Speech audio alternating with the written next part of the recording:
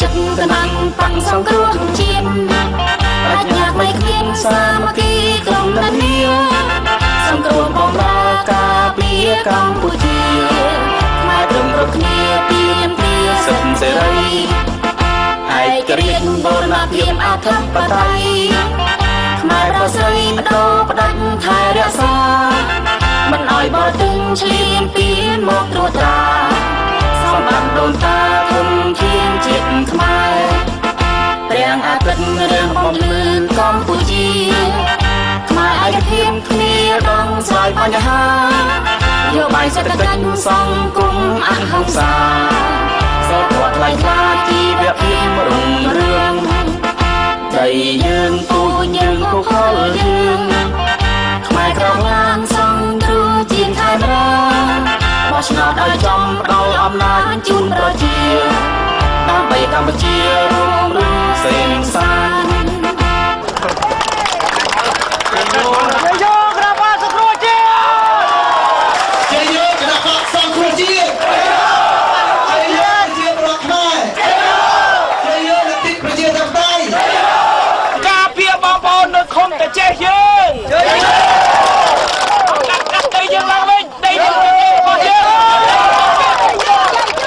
ប្រជារាស្ត្រជាម្ចាស់ទឹកម្ចាស់ដីតែមួយគត់ដូច្នេះមាននរណាអាចមកយកដីប្រជារាស្ត្របានវិញទេដីទាំងឡាយត្រូវប្រគល់សងប្រជារាស្ត្រដែលជាម្ចាស់ដើមវិញ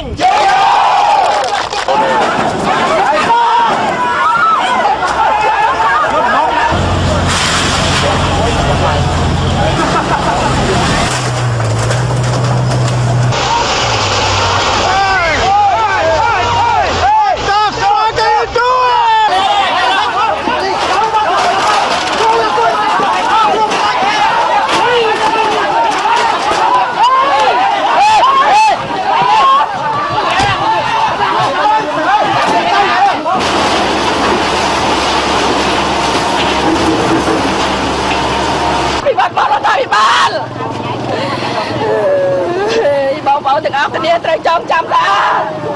ត្រូវចាទុកក្នុងក្រៅបេះដូងឲ្យបានច្បាស់បើមានកូនសូមឲ្យធ្វើការបម្រើសង្គមធ្វើការបម្រើរាស្ត្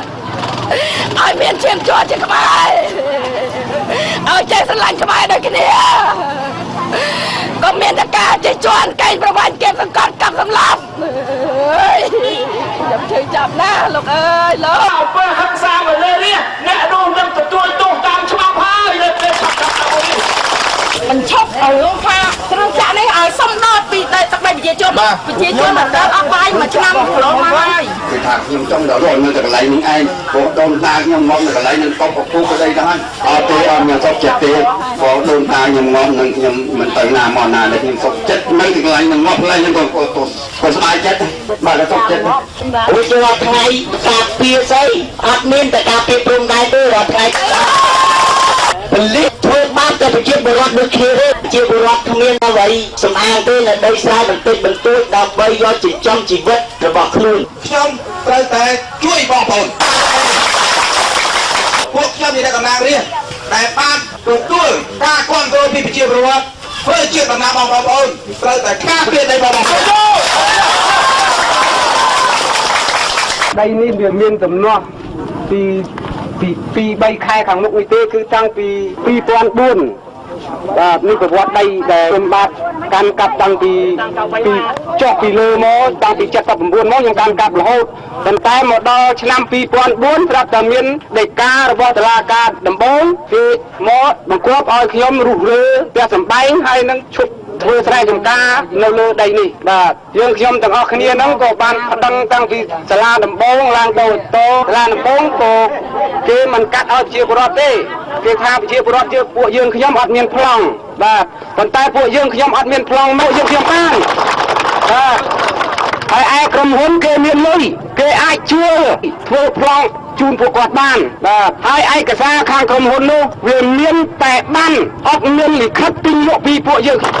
ខ្ញុំទាំងអស់គ្នាទាំង88គ្រួសារនេះបើសិនជាក្រុមហ៊ុនមានលិខិតទិញលក់ពីឈ្មោះណាមួយបើមេដៃ ឈ្មោះនេះនឹងលេខតាញ៉ាំបាននេះពួកយើងខ្ញុំនឹងប្រកល់ជូនហើយនឹងទទួលស្គាល់ថាដីនេះគឺជាដីរបស់ពួកយើងខ្ញុំបានកាន់កាប់ជារៀងរហូតមកមិនដែលលក់ឲ្យអ្នកណាបាទពួកឲ្យអត់ដល់ការអ្នកណាក្បត់នឹងរៀបឲ្យវាងាប់ឲ្យវាងាប់ដៃអោ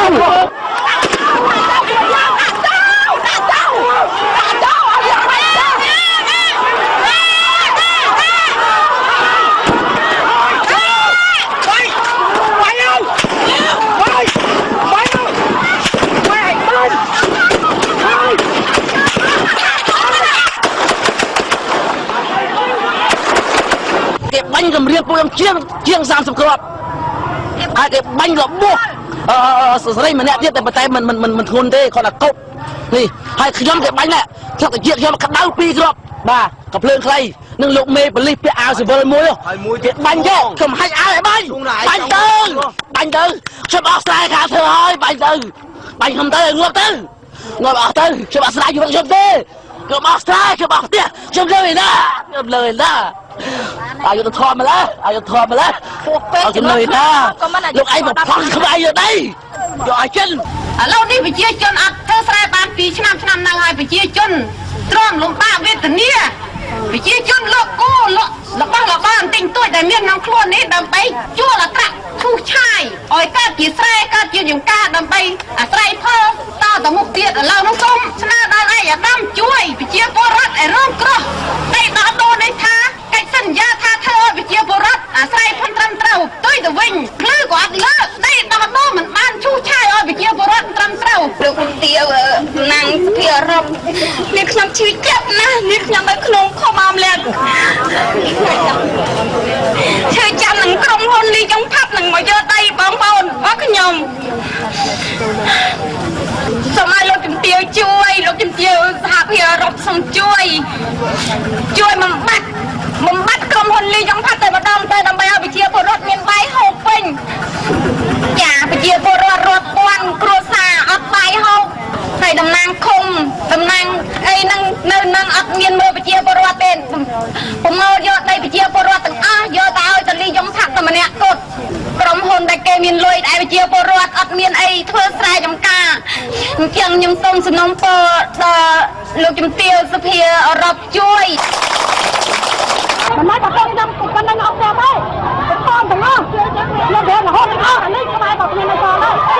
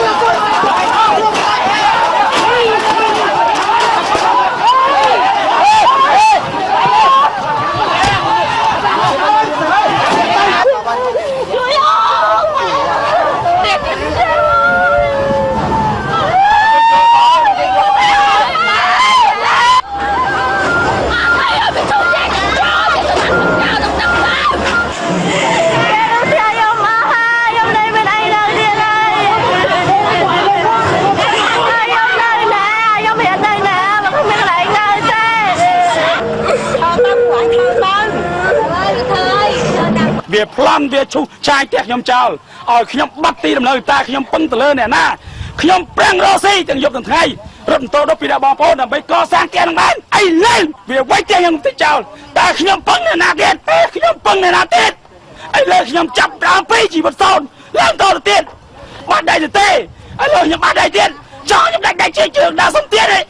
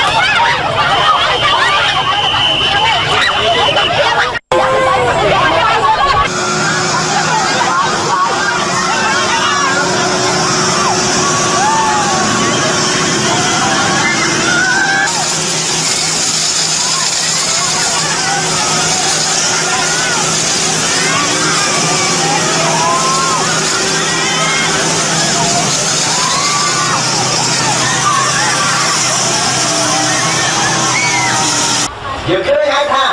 ក្រមការដឹកនាំរបស់គណៈបកកណ្ដាលអំណាចបច្ចុប្បន្ននេះបានធ្វើឲ្យប្រជាពលរដ្ឋខ្មែររងទុក្ខវេទនា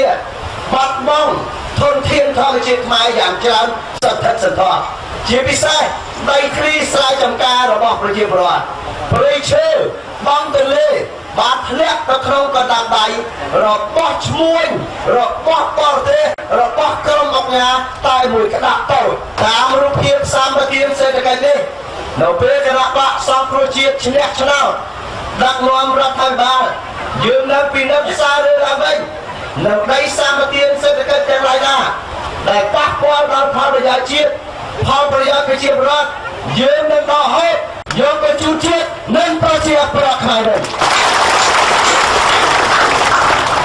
ជាយើងគណៈបកសង្គ្រោះជាតិ28កង្កដា2013ខ្មែរប្រុសស្រីភ្ញៀងរលឹកហើយរួមគ្នាសង្គ្រោះទឹកដីព្រៃព្រឹក្សានៃកម្ពុជាខ្មែរគ្រប់គ្នា